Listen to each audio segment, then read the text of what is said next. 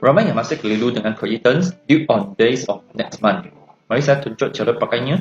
Pergi creditor, tekan tambah, type of terms, pilih terms tersebut.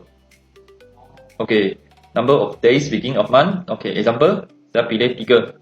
Number of month, saya pilih 1. Maksud ini ya, tarikh akhir bayaran pada hari ketiga bulan depan.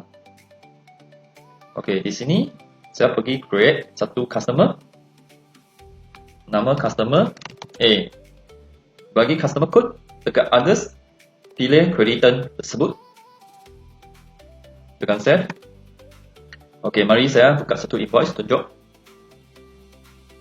Customer A. Pilih item.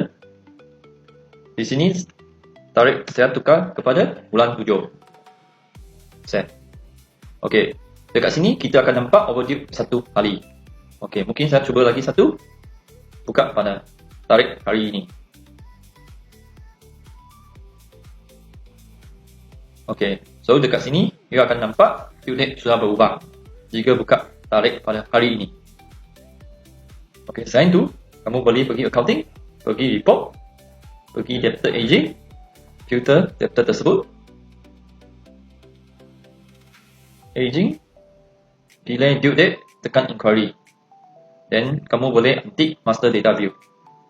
So dekat sini, kamu juga boleh nampak customer information. Sama ada sudah due atau belum due lagi.